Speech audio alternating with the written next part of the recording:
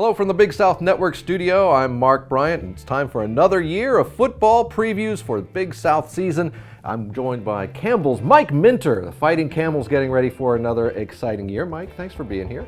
Thanks, Mark. Let's jump right in and talk about expectations for the year. Camels are picked second in this year's preseason poll. You've got 19 returning starters.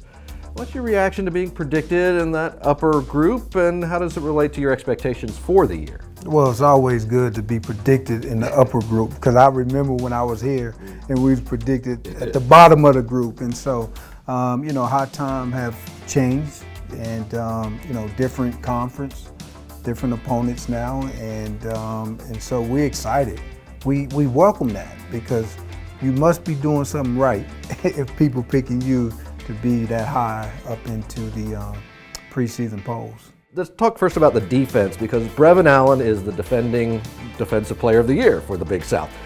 He's going to anchor it. What made him successful last year, and how does he carry that over into this season? Well, he's a hard worker.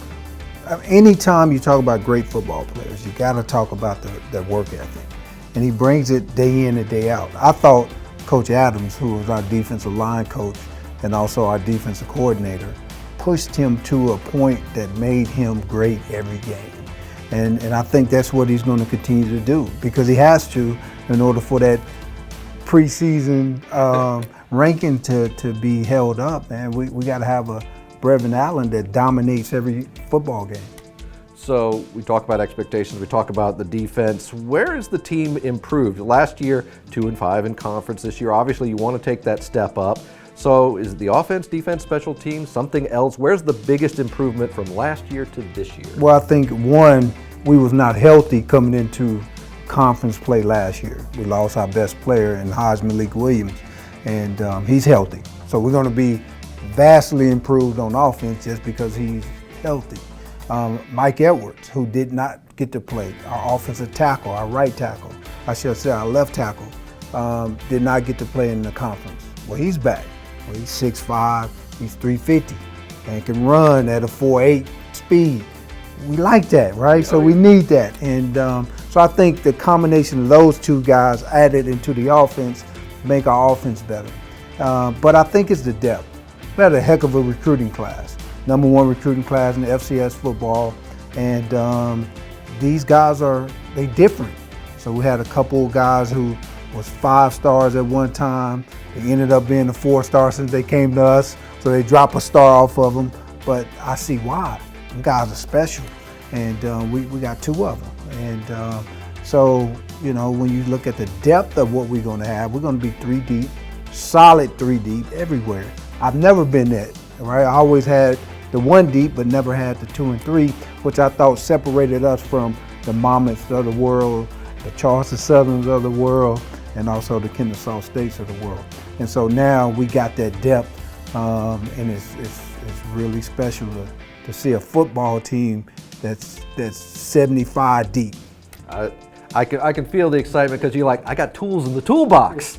I got tools. All right, so when Camels fans look down the schedule, it's not going to look familiar. You've got 8 first-time opponents this year. That includes 2 conference foes, because Bryant and North Carolina A&T are new for you, and 6 non-conference matchups. Talk about that schedule, and includes that game at Jackson State. You and Dion are going head-to-head.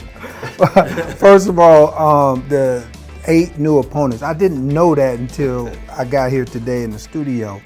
That's amazing when you think about it, because it's really like starting a new chapter, even though it's the same conference. And so it's going to be tough.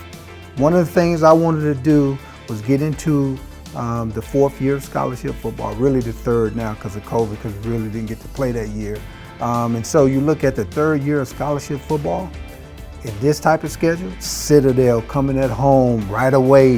You got East Carolina, you got William & Mary, a CAA big-time football team, and then you got a lot of different HBCUs that's intermixed into there. And the big one is, Jackson State. Once Dion got his team to where they needed to be, and I feel like we got our team to where we need to be, what better way, 2 all-pros coming together and getting it on at homecoming for Jackson State. Well, hopefully the Fighting Camels will disrupt that a little bit.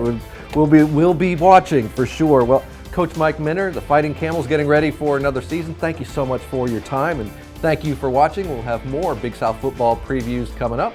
Thanks for watching.